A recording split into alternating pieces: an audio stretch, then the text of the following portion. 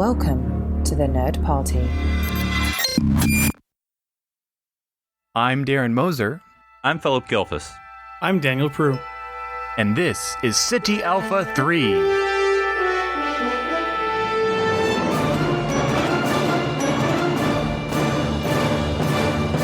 Hello, everyone, and welcome to SETI Alpha 3, Star Trek podcast here on the Nerd Party. I am your host, Daniel Prue, and joining me, as always, both wearing their monster maroons today, I have Darren and Philip. Hey, guys, how are you doing this week? Just no under no turtleneck. Yeah, it's the summer version, right? It is the warm weather version, I guess, of that. You just can't do the flap off. Things can get a little weird. Can't get topless on the bridge. Well, whatever. Maybe. But there could be a tunic underneath it, just not the collar. Just a t-shirt. Yeah. Yeah, it just says enter. Go climb a rock. Or prize, maybe? I don't know. Yeah, that's right. If we gave it the disco treatment. But so today I am actually going to be breaking my own rules. And we're going to be talking about a prequel show, which I usually do not like at all. Actually, this is more of a middle-quel show, which is actually even trickier, right? Prequel to the Berman era or whatever, yeah. It would be... mid-quel. Mid-quel. So we're going to talk about a show set on the Enterprise C. And because, the only thing we get of that ship, the only stuff we know about it in the actual canon of the show is from yesterday's Enterprise, and it's obviously not a lot to go on, and it leaves a lot of questions. So let's talk about it. Obviously, so I'm thinking like we're going to give this I guess you'd call it at this point the Strange New Worlds treatment, right? Strange New Worlds takes place right before TOS, so maybe in our Enterprise C show we can see like a young Captain Picard of the Stargazer might cross paths with Captain. I do love it. That's a good question. Yeah, we could bump into some familiar characters. Maybe we'll start with like the beginning of the Cardassian War. But anyways, I just have a whole bunch of ideas for like what we could do to sort of set up TNG, even though it doesn't really need it. But so, what are you guys' thoughts? What do you think about an Enterprise C show? Yeah, well, we had just looked up some information on the history of the sea, and again, there's not a lot to go off of, like you said, but it looks like it served for about 12 years, from 2332 to 2344. A Starfleet doesn't. Yeah, good, 100-year lifespan. Right. Wink, always good. But again, what's so interesting about the sea, we don't know a lot about it, but we also don't know a lot about the Ambassador class in general. And it's so interesting when you look at it compared to like Excelsior. Now, you think the Excelsior is a big ship next to like an Enterprise A.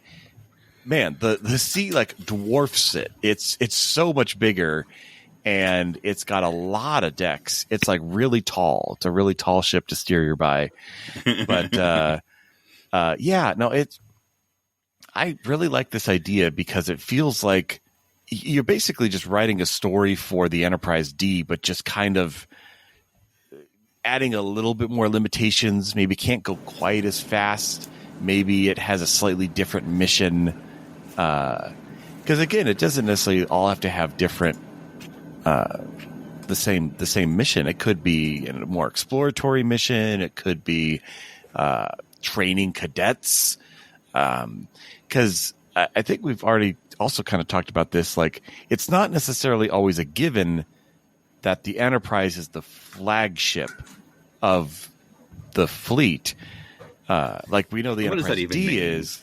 I don't know. It carries around Usually it means an admiral's on it, but that wasn't the case in the Enterprise D. So, all that to say is I'm fine with the Enterprise C adventures doing whatever we want it to do. It doesn't have to be the most important ship in the sector. It'd be the only ship in the sector, but.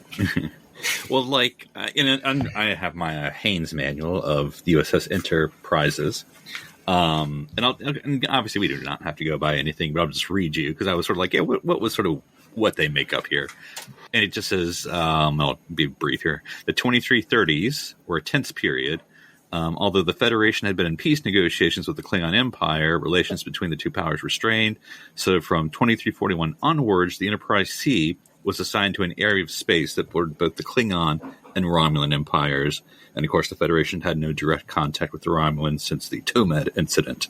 Blah, blah, blah, blah. Okay, so it's like on border duty, like patrolling the neutral, first century sweep of the neutral zone. Yeah. So it could be a lot of political stuff, yeah. Yeah, but to me, the look of the sea is so interesting, and I'm trying to remember what I thought. I think I maybe came to it a little bit later. Like, I don't think because of course, watching yesterday's Enterprise when it first came out, you see it for 30 seconds all told, and it's an SD. It's not very well lit. It's kind of beat up. So I don't think it's probably until like 20 years later until we just started getting some HT and started knowing what the heck an ambassador ship actually looked like that I gained a little more appreciation. But it is almost this kind of perfect marriage, because obviously they're making it up, what goes between the classic Enterprise and the Enterprise D. And it almost, like, the more I'm looking at the picture here in the pages, it almost looks like if you took TOS and then we're going to remake TOS in the 90s, what the Enterprise would look like. Oh, I could see that, yeah. Yeah. I mean, the nacelles would probably be a little different, like higher and longer. But, like, as far as, like, that round, because it looks kind of like the Enterprise refit of that kind of secondary hull. And then that saucer is kind of just a modern-looking saucer. But, like, beyond that, you just stick on some more nacelles. And it's sort of like, that's the modern classic Enterprise. So it looks both new and old, and I like that. Do you think it has saucer separation capabilities? Theoretically, they all do. I think that's always because that's a retcon, right? Because the Enterprise did it, and then we have to really then we ask, well, could everyone do that? And then there's one line in TOS where Kirk says, I'll shoot off the nacelles and the saucer if I have to, or something like that. I'm going to guess no, just because I got the feeling from the Enterprise D, that was kind of a new thing, that it had the ability to reconnect and use it all the time. That felt like, hey, this is cutting edge. But if it was separation new, then Picard was really mean to make Riker dock manually if nobody had ever done it before. But I assume he's fully qualified. He was. He did just fine. So. He's the XO of the ship. He's taken the manual. Training stuff. He's read the manual. And this was early holodeck days. It's a Haynes manual. Training. We all know about that. So he had to do the simulation where he messes it up a few times doing the manual docking before he gets it right. You have an ensign who's accidentally stationed on top of the lower secondary section, but you must dock the ships. Do you A, plaster them between each other? No, I don't know what to choose. Well, I always thought with the ambassador, it's called the ambassador class, and we're talking about political tensions, with the neutral zone and stuff. I always felt like it was less about the physical capabilities of the ship and maybe more about its loadout.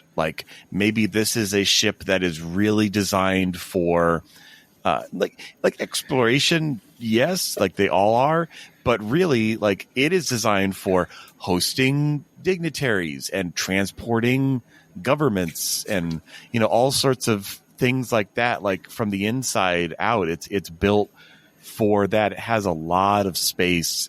It's very big in comparison to the Excelsior class. So it has a good volume to be able to really bring people around. Maybe less holodecks, more staterooms. Is this the first starship then? And again, I think the answer is no again. I'm looking through the pages and you can't really see much of the actual bridge. And of course, the little we saw was very darkly lit and damaged. And da-da-da. But I'm like, is this the first starship with carpet? Is that it's the first this is that's true. It could be. I think there was, but it's actually a really good point. And I was just thinking this, just like it's the ambassador class was built as this transition piece between older Trek and newer Trek.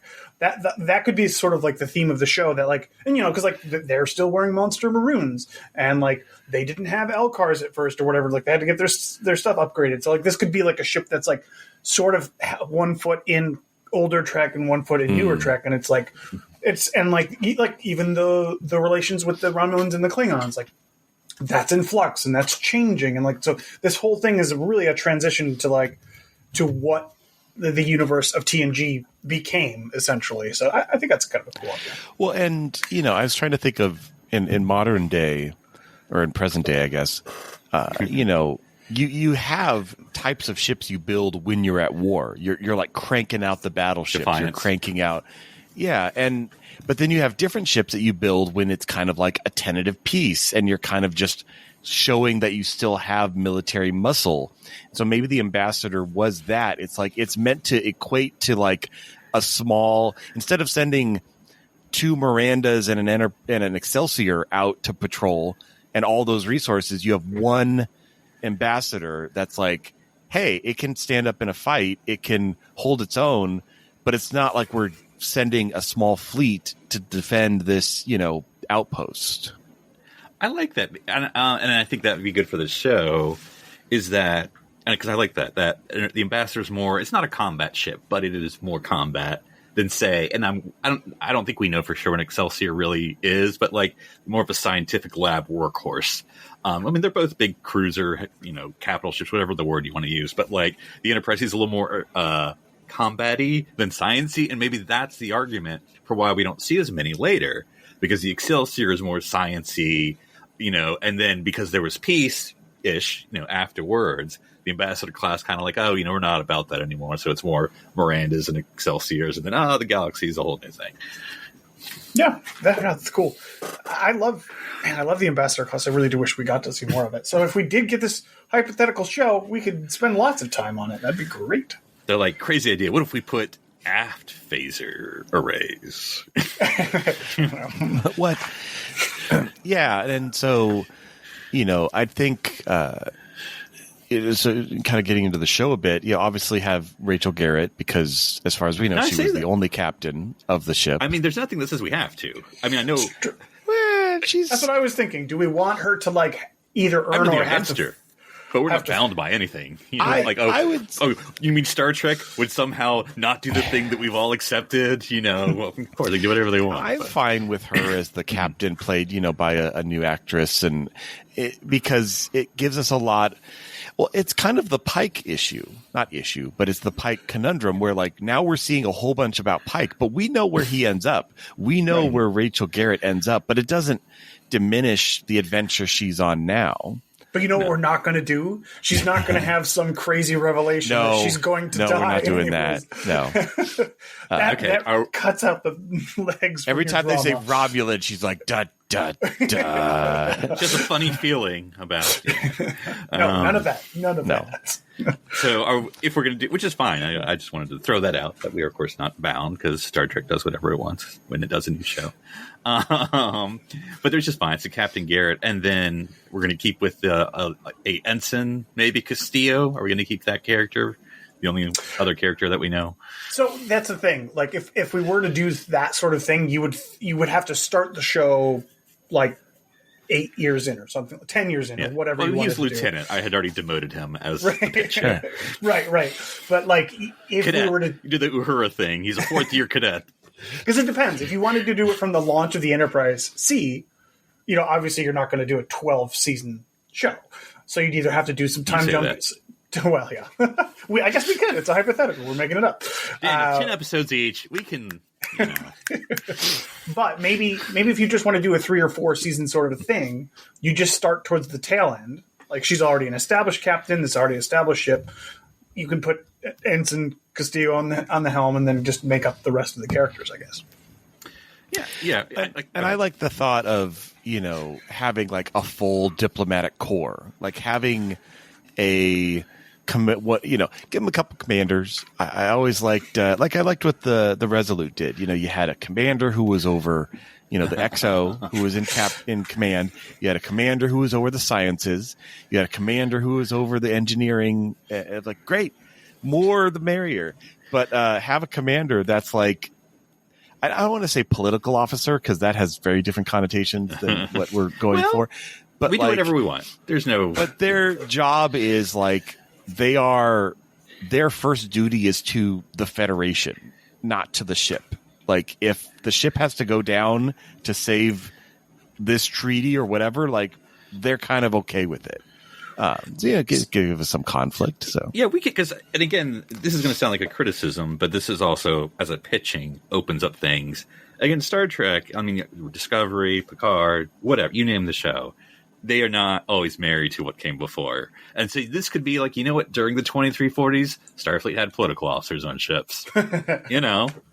Well, we have seen diplomats before, but they're generally not, like what was Sarek? Part of the crew, yeah. Sarek was was he actually aligned with Starfleet?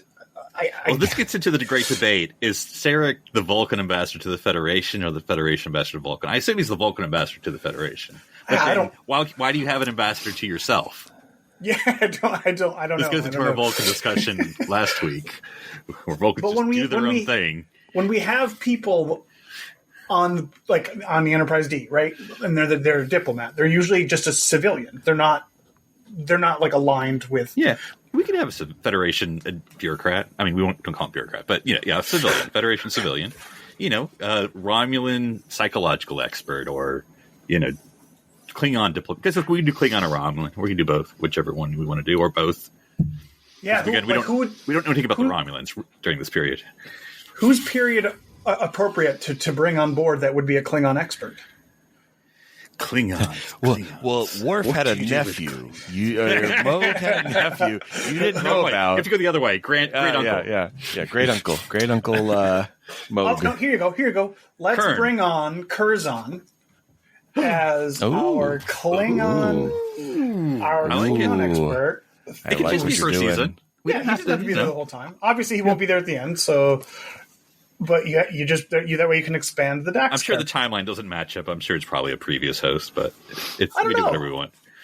He was an old man, and I think you get the symbiote as a young person. I think that probably would match up. I think they desire to have it as a young person. That would be awesome. Yeah, young Curzon. So he's even worse. Yeah, he's just. And I just want to hear Captain Garret. Yelling out, Curzon! Take it, Curzon! Why did you... we just have to have that, He doesn't wear... No, so is he in Starfleet? Or is that's what I was just thinking. I don't think he was. He in Starfleet? We can do whatever we want, because as an old man... just he's part of this diplomatic group. Yeah, he's just like Sarek isn't in Starfleet. He's junior, like a junior minister, because he's a young guy. So he's not going to be junior minister Curzon. Okay, so Curzon was the host. Here's my pitch for Curzon. And they call him JMC, Junior Minister Curzon. Here's my pitch for Curzon. He should be because this is going a little extreme, not what I would normally do for Star Trek, though they do it. He's going to be seconds away from getting kicked out of the diplomatic corps. Because he's an old man revered, but this is young guy, and I want him to be he's almost washed. He's almost down to his last strike. He already has 50 strikes that he's committed. He's been assigned for this one last mission to either get cleaned up or booted out. And so I want him that to the extreme. I'm not saying that for everyone, but that's for that one character, which I know they don't like a character like that. But just for this one character, he got to be our chaos character. Yeah. He's going to be the chaos character for sure. So he was the Trill host from 2286 to 2367. Okay. So let's see, 2286 to 23. That covers. That goes over. He's an old dude. This window. It was over 100. He was over 100 when he died. So I think that works out. Yeah. All right. So Curzon is there. I like it. And maybe we should have a connection to Rachel, maybe somehow, maybe she really hates him or she really likes him, or they have some history, not romantic or anything, but no. I'm just trying to think of some sort of maybe he wanted to pull that Stardust maneuver, and she's just nope. It's always that. It starts off literally like the pilot of Voyager. She's going to the prisoner, all right, Curzon, I'm letting you out for this mission of the Enterprise. I've never seen a starship that could patrol the Klingon and Romulan border. You haven't seen the Enterprise C. No. There's some maybe. I'd have to look at the timing, and it probably wouldn't work out. No. But it could be funny if we give it the same as the Dax relationship, meaning prior host. Prior host was like her instructor at the academy. Cool. Yeah. Who was the prior host? Was it the pilot? I'll tell you. Oh, that's a good question. Hang on. Let me I'm pretty sure the time doesn't match, I but know. I don't really care. We don't really care. We do whatever we want. Again, I make fun of Star Trek that does get it right, but a lot of times it just makes stuff up and makes me annoying. So if we are doing that, they can do it, we can do it. That means we're even more like Star Trek. Exactly. No, So yeah, something like that, like a spore prior drug the host whole time. was her instructor. So it's like, again, it's like you're working with your teacher or someone who has all your teacher's memories, but they are not your superior. Like, so you have a little bit of an interesting dynamic. He or she, I can't know who the previous host was, got Rachel out of something really bad once. And this is sort of like she has heard Captain Garrett has heard that Curzon's about to be booted. And so it's like, okay, well, let me go save you. Like, you saved me. I'll give you an opportunity with the Enterprise. We need the line that's like, I'm not doing this for Curzon. I'm doing this for Dax. And Yes. he's like, it. you are a mess up. You're a screw up, but your previous host was nice to me, so I'm cashing in that favor. And he's like, I'll take it. You know, put me. Yeah, it's so stereotypical. It's like, a new starship. Oh, it's called an ambassador class. Are you sure? And Curzon's line is like, I'm no ambassador. Like, takes a shot. So technically, the host before Curzon was the murder host, which was forgotten. Oh, that doesn't can't count. have that. That was for Can't a have week. that. That was for a week. Yeah, that doesn't count. That's the war doctor of Dax's. That's exactly what that is, yeah. Before that, it was Tarius, who was Instructor at the academy. Oh, look at that. Oh, he was the one that was killed in a shuttlecraft accident. Okay. The pilot. We can do that. He was testing. Just because he died in a shuttlecraft accident doesn't mean he was a pilot, but we can assume that. Oh, yeah. what, you think he was in the back with the cargo? He could have been. A lot of people go on shuttles that aren't pilots. But yes. Okay, I like that. So we have Curzon. That's a great nod. Yeah. We have Rachel Garrett. We have Ensign Castillo. We got to have the name. You always got to have a name. Ensign Castillo, yeah. Cadet, whatever. Yeah, acting ensign. Just whatever we need to do. We haven't had an acting ensign for so long. Let's just have one. It's like, Maybe, it's a Picard's perfectly all like, fine there's actually a tradition of having acting ensigns in Enterprises. Yeah. Really? Yeah, let me tell you about acting ensign Castillo. I mean, he's the Admiral's kid. What do you want us to do? I'm starting to feel bad for Rachel Garrett because, like, she's got to put up with a lot. Like, just what we know of these two characters, like Castillo and Curzon. Mm-hmm. Castillo and Curzon are like drinking buddies. And he's like, wait, I think I'm so. Acting ensign. It's Because like, we can have like whatever. Castillo be. We could just sort of have that thing of like the Cisco Curzon, except they're both young.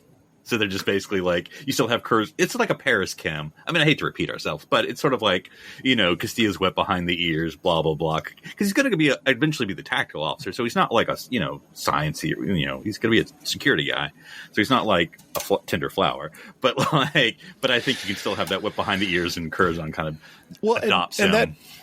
That makes me think of kind of like plot lines, like what kind of types of stories do we want to tell and things like that. And like you said, him becoming the tactical officer, I like the thought of him being, again, I know we're kind of dipping into like Wesley territory, which isn't bad, but like he's very creative, and very sure of himself. And so I think I want to see like Rachel Garrett give him a, what's the word? Charge him with like a mission being like, hey, this ship needs to be able to, stand up for itself, but I don't want it to look like it can stand up for itself. Like basically they're trying to modify like the Enterprise C and continually improve it where it has this firepower, but from the outside it does. So like masking sensor readings and like double bulkheads that pull away, like basically, make the Enterprise see a surprise in combat. And that kind of gets him on the track of being tactical. Something I could see, it could be fun. It could be a different character, but I could see Captain Garrett, because I think maybe a good way of, in the pilot, you could be Castillo getting his coming on board the Enterprise C for the first time. You always got to have the new person. So it's basically like the Star Trek Resolute. Got it. Okay. Yeah, exactly. or half a dozen things like Voyager. Anyway, but you have someone like Captain Garrett's giving him the rundown of the stats, or it could be someone else. But like, right. and it's like, torpedo, phaser, shields, armor, all the upgrades. They're not going to be quite Galaxy class, obviously, but it's going to be more than whatever we had before in the 23rd and early 24th. And he's like, this is an ambassador class? Right. Ambassador with a knife in their boot. Like that becomes the running gag of Was warrior class not taken? Yeah. Murderer class. Sniper class. It's like, what are we calling this? But then I think we can bulk up our senior staff with no names and aliens and whatever the heck we want, with Commander. Well, again, I mean, I know Commander Science and Commander Operations. Commander. I know we keep dipping back to Star Trek Resurgence, but that's what they do. Like all those, there's two known characters in that whole game, Spock and Riker, and then the Portal. So yeah, it's like, let's give us some new characters. We'll learn about them. So we have grow to like them, and then they'll be killed. Yeah. It'll be great. And I'll throw out one position, and I'm not going to fight that hard for it, but I just want to pitch it because it is so old new. Because we don't have it in TNG. If you say counselor, I'm going to no, communications officer. Oh yeah, because they disappear, and I think this can be our last communications officer we have for the Enterprise. Okay, yeah, we as a can do that, position. Maybe they're the one who changed from communications to security, so they just route the panel to tactical, and they're like, it works right here. I can see. I don't have to turn around. This is great. I mean, I can see whoever we have as communications officer, maybe as a storyline across the way, we kind of give him or her or they or whatever more like they end up getting into more security tactical stuff. And so I'm not saying that's the reason why, but I mean, as a sort of background, this character, communications, you just think the thing in the ear and that's all they do.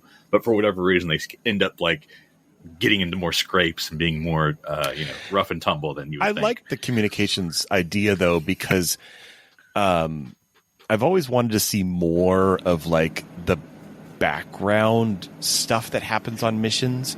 Meaning, okay, let's say you encounter a new species. Let's say you've gotten past the universal translator and it's all good. There's got to be some sort of, meet and greet package that gets sent back and forth between two ships that are like, hey, this is the kind of air we breathe. This is the kind of gravity we like. This is how these are cultural taboos you shouldn't do. There should be some sort of handshake like that happens, like a meet and greet packet. And then, the communications officer would totally be that. And they would work with the diplomatic corps, be like, hey, don't let your dog shake their hand on the their tree. Hands will kill them or something. But don't let the dog pee on the tree. And again, we don't have to make this a literal joke, though we can.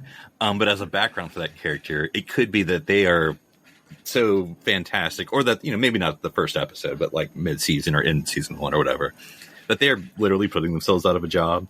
Because they come up with whatever, hey guys, what if we had a comm badge? Because they're still wearing the pin. They don't have the right. You're right.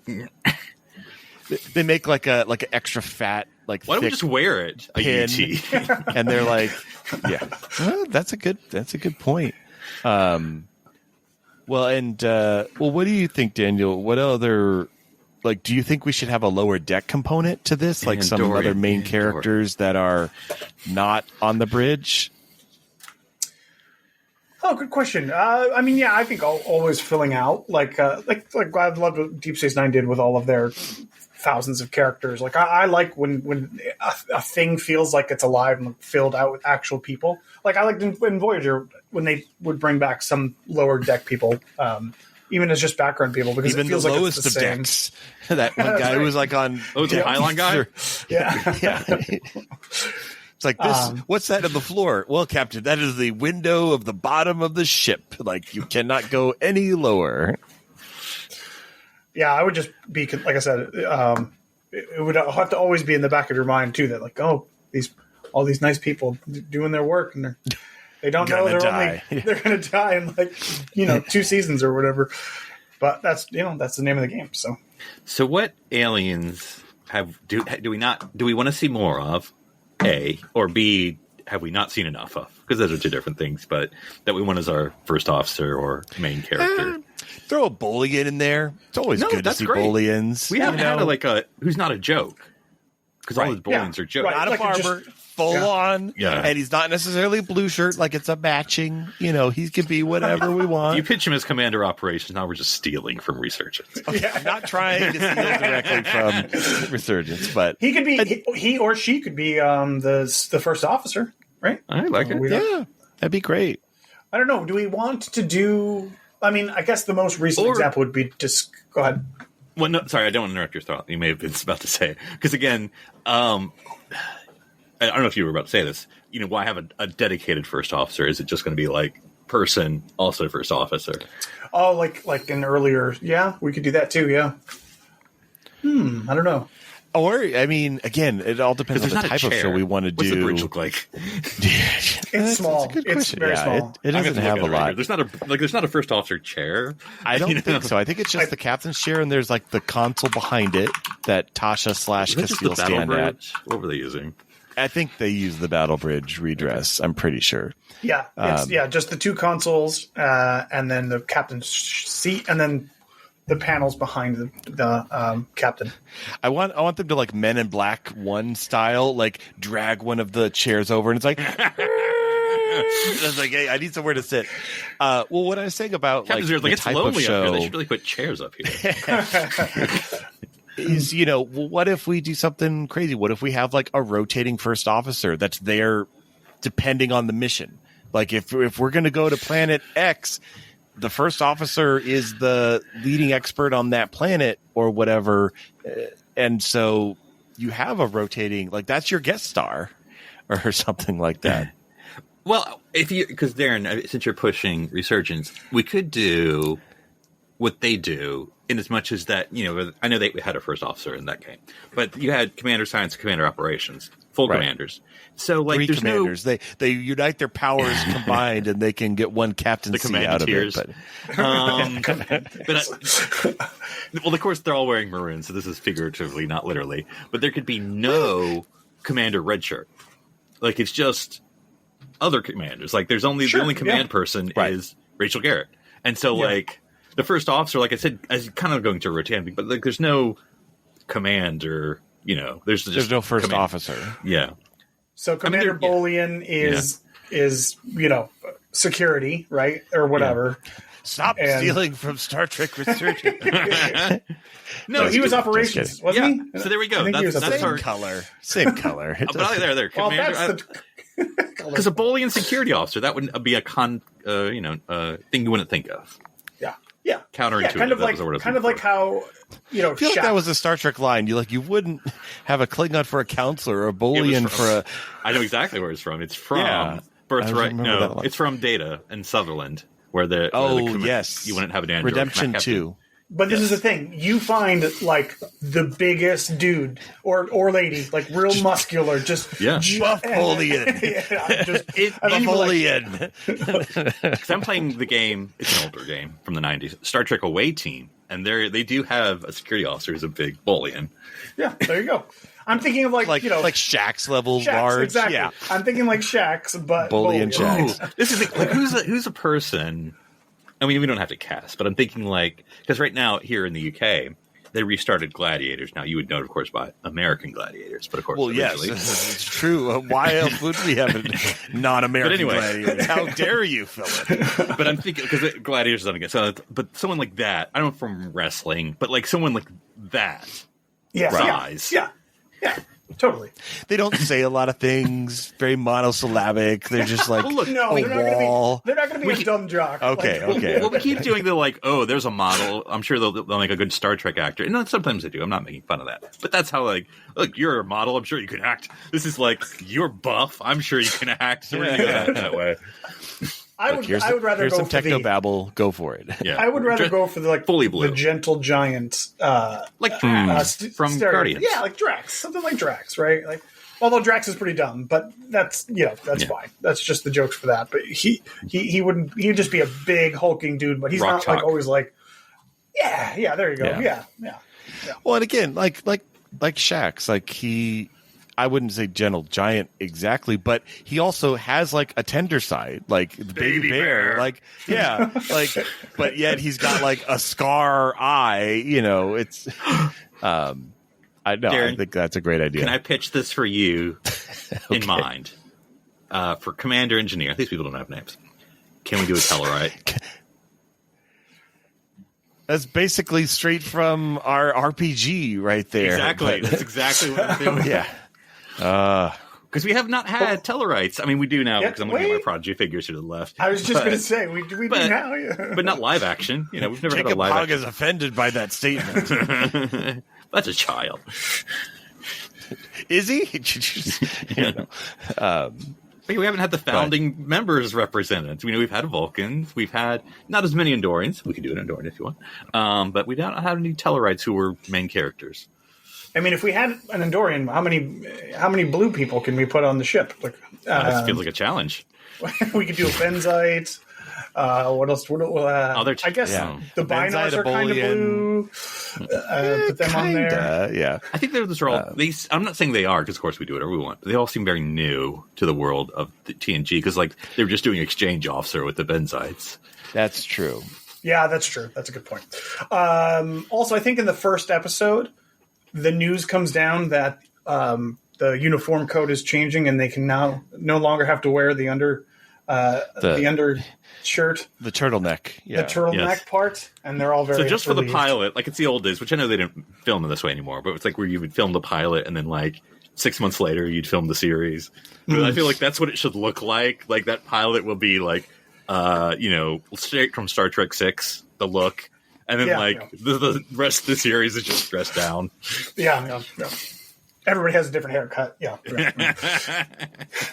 We painfully put everyone in different color undershirts so you know who's who in that first episode. And after that, it's like, whatever. T-shirts underneath. So now, there could be as much or as little fan service as we want. But I do think that having... there should be at least a little bit with the Stargazer. I think they should at least have one adventure, because that makes a lot of sense. And of course, all of our characters are either just younger. Most of them are around. Like most of them are in Starfleet. Most of them. So you could you could have. They'd be very, very young. They're babies. I think Picard is the only one. Well, think about it. Like McCoy is still around. I mean, he was I didn't know which way you there were going. I thought you were going on the launch of the Enterprise. We could go in both directions. We could go both directions. Yeah. Spock is still active. We can definitely have him. We could slap on some old age makeup on Ethan. That's right. Yeah, I'm sure he's down for it. For pilot episode again, you got to do with the pilot. You got to have old Spock over. Since you did see the Enterprise B, we have Spock for the Enterprise C launch. And as much as I like, and we can definitely have a lot of aliens on the bridge. I kind of want to have a bunch of aliens on the bridge, but they're all those random planets we visited in TOS where they all look human. Like everybody's from like, oh, you're from Tower 7, and not Bajor, but like like it seemed like they went to so many planets where the people literally just looked human. I'm like, just use those people; they're aliens, technically, maybe. There could be a Beta Z, and all you need is just some contacts. And you're good to go. I'm not saying to go. There you go. You know who we haven't explored if we're kind of mining? Deltans. Oh yeah. We could have a male Deltan male. Yeah, I was gonna say male Deltan. I don't know what their has the biggest afro ever. It's a reverse. It's a reverse. I like it. I love it. Yeah, like we're talking, barely fit through the turbolift door. Hair sticking. Is this when we find out that what's her name? My God, I can't remember her name. Ilea was just part of like a tiny sect, and most Deltans are not like her at all. Yeah. I like it. Hey, it's multi diversity. It can be there's we can have black Vulcans. We can have Deltans that do or don't shave their head. Yeah, Deltons that are... It could be that cultural, the whole oh, don't you have to have a celibacy thing? Like, oh, no, I'm not that kind of Delton. Yeah. No, those are the monks. There's only 5% of us. Great future episode when they have to have a cultural, meeting with one of the bald ones. So, are you just assuming that I can't keep it in my pants? Because that's what it sounds like you're saying. One has hair and one does not. The difference is obvious. So we can. One last thing on the Delton though, even though they're not crazy sexually charged, I'd love them to have some sort of extrasensory pheromone. They can sense pheromones way more than humans can, so they can kind of use it to kind of loosely tell if someone's lying or being, we could do something interesting with that, Because Ilea had the magic healing touch. It depends on what version of the motion picture you watch. That's true. Take your pain, a little Cybok, There you go. I mean, it could be, and again, maybe that's a bald Delton thing. And the Afro Deltons from the Southern Peninsula. It's always the Southern Peninsula those people come from. Maybe have a different thing, like you said, Derek. I'm just, No, I get you. One makes you feel good. The other can tell if you're lying. Sure. That all makes sense. All right. Okay. Let's. One last question. Technology.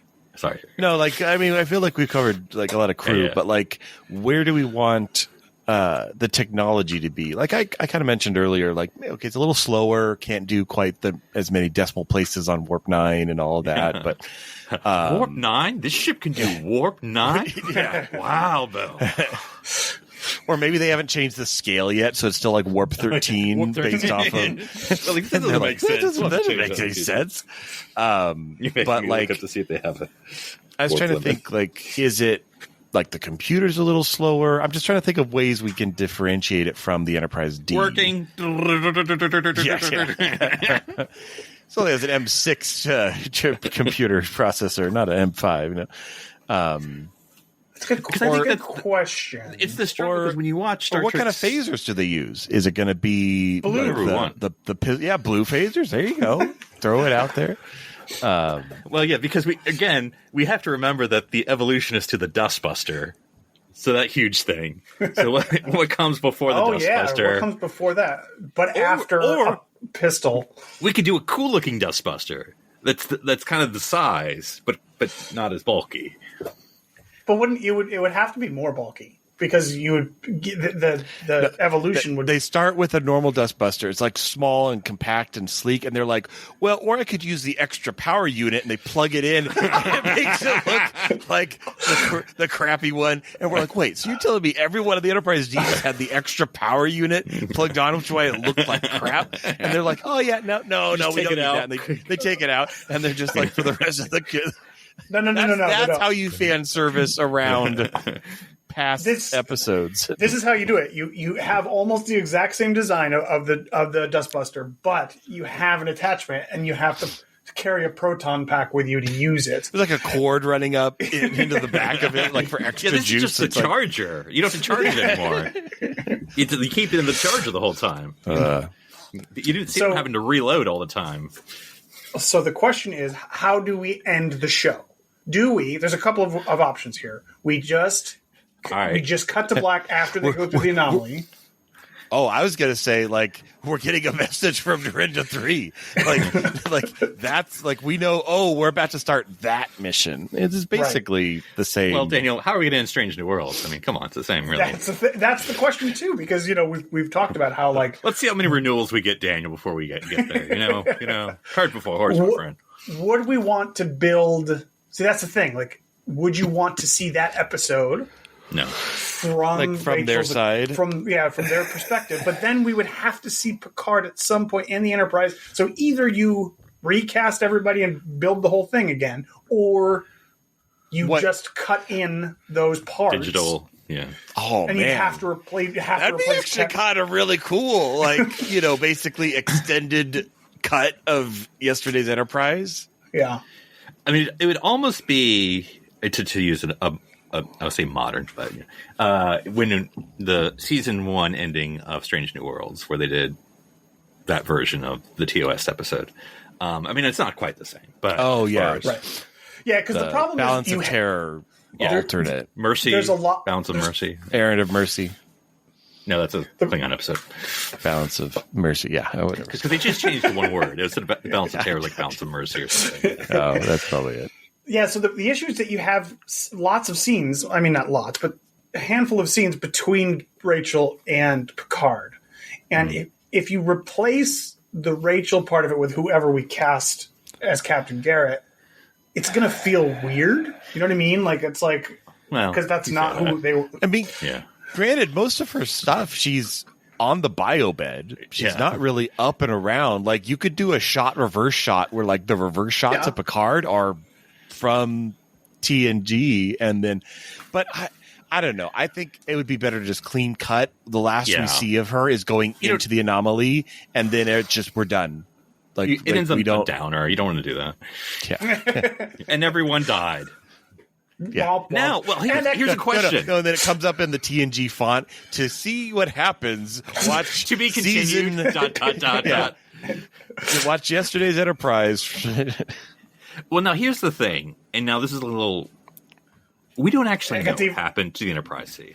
I mean, I'm saying we don't. When it went back into the anomaly, we don't know what happened. That's true. Now, I mean, we can guess based on what Sayla has told us about Yar. I mean, I guess slightly unreliable narrator, but go on. I guess not to be all whatever negative and sad and bring everyone down, but I guess their version was everyone was captured, everyone was killed or tortured. And someone that's kept way Yar. worse than we don't know if that's heroic. Well, we can rewrite it because again, Star Trek doesn't give But anyway, I'm just saying that I'm not saying we have to. But as far as if you really wanted to show something, that's something we never saw. So the problem is, well, I guess it's not a problem, but like you say, we would have to. Yes, but like what? Even if we were to write that, like. At best, they're still going to just die a heroic death in some other way because none of those people come back. They're never heard from again. So at best, you can say like, oh, Captain Garrett and Castillo and all those people like fought their way valiantly against the Romulan captors and died trying to do something, right? In a way, I could see, and this is like writing the last episode, which is always dangerous for the series, but like. A way we can, because I'm fast forwarding now. Like, okay, how's a way to handle it without an abrupt ending? Because again, I like the idea, Darren, but I mean, we do have to have some. Like, there'd have to be a coda. It would just be like you could smash cut to like 70 years later, and there's like a memorial to the Enterprise scene, what they did. Yeah. That could work. You could have. Well, I was just thinking, the TNG crew. Yesterday's Enterprise kind of ruins it because they tell us things, and the whole Yar thing is just makes it hard. But if we ignore the Yar thing, technically, all we know is the Enterprise C was lost, right? And it causes the Klingons to start to pursue peace. Like, if you wanted some sort of happy ending, like you could. But again, it all counters yesterday's Enterprise. It doesn't really work when I think. Yeah, that's the thing. I was going to say having some sort of like where they go in through some anomaly. So from their time's perspectives, the ship is gone and lost, but we know it's out there somewhere on some. But that doesn't work because the whole point is when you do pull them out of time in yesterday's Enterprise, it messes up the timeline. So. No, so that's why, because Yesterday's Enterprise is such a perfect story, it's self-contained, it works really well, and that's why Sayla ruins everything about it, like it completely undercuts it. So I would rather. That's why I would rather, if we're going to do it like that, like we talked about, just cut to black when they go in the anomaly. That way, you don't even have to deal with it. Like they are still lost doing a heroic act, and that brings peace about, and there you go. They're at least sacrificing doesn't go in vain or anything like that. So, because you could do this Enterprise style, but in a good way, where you'd have a final episode that kind of fixes whatever storylines we're doing, or does whatever we want to do with this 3, 4, 5, 6-year-old series, and then you have a next episode afterwards where it's sort of like day in the life of where we're just enjoying these characters. And then like either midway or 3/4 of the way, hey, call to New Naranda. We have this epic, cool fight with the Romulans or with Klingons, and the Klingons are going to attack, but we make friends, we build alliance, and let's go fight the Romulans together. And then and the anomaly opens up, and we enter, and then Prophet Light, and then that's where you sort of say, X years later, and then you go like to a coda, and you see like the memorial in the graveyard of Enterprises, on Mars or something. And it could be Patrick Commodore Stewart LaForge. or Picard, or that's fine. Or somebody that we know dedicating the, being at the dedication ceremony or whatever. That'd be cool. Okay, even more so. Okay, we take the technology we used to make Harrison Ford look young for that one scene of Dial of Destiny, and we apply that to Patrick Stewart, and so we literally have like the dedication of the Enterprise D. But right. he's younger. It's set, and he's got his little pinstripe on the on the collar, but he. After he does that, he goes and visits the Enterprise C Memorial, which is somewhere, wherever we want to put it. Could be on a planet, could be on Earth, could be wherever. And, it's got a plaque and maybe a model of the Enterprise, like flying up to the sky, with a big trail behind it. Hand stretched out. I knew that was coming. But some kind of like, I'll make you proud, Captain Garrett, or something like that. Like we know he's going to meet her later and all that cool stuff, but like he's wanting to carry on the Enterprise legacy. And this is perfect. And you have I like that. At some point we would have established like an actual Klingon character with which these people are building a relationship, and like him and Curzon go and smash blood wine over the memorial or whatever. Oh, you know what I mean? So that because obviously it's not as powerful. I know. But she's around. You have to bring in Nicole. You bring in Dax. Ezra. And, well, again, depends. Again, I don't want to mess up what you said, Darren. So maybe, I don't know if you'd have to, you could have Curzon. Look, you could cast everyone as Curzon because, the old guy we saw for 2 seconds, we don't remember. So you could have old Curzon at this ceremony. Because, obviously he was not there at the end. So. Yeah. Anyways, that's just some timing stuff that we could fix. But, I would watch the show. I think it'd be cool to see. It fills in another hole in our Star Trek timeline that we're not really sure about. Before we end, what do the Klingons look like? I have to know. They are TNG Klingons. Ruin them and my childhood. They are Star Trek 6/TNG Klingons. So they're like bald with eye patches bolted to their face. No, not him. He was a special Klingon. He was one of those non-Deltons. You know what I mean? All right. Well, if people wanted to talk to you before you entered the wormhole or the anomaly, Darren, how would they find you? Wait, do I have dark lighting or light lighting in this discussion? They can find me at drsci-fi.com, DRSCIFI. And Philip, if people wanted to buy these surplus of undershirts that we have now, how would they get a hold of you? They can pick their favorite color, because we have, I think, 28 colors. And they can find me wearing them all on Instagram at Captain SFUFP. And they can find me at 1UpDen. That's the number one, not the word. All right, well, that's it for this week. We'll catch you guys next time. I'm Daniel Prue. I'm Philip Gilfus. And I'm Darren Moser. Stranded here on the Enterprise C.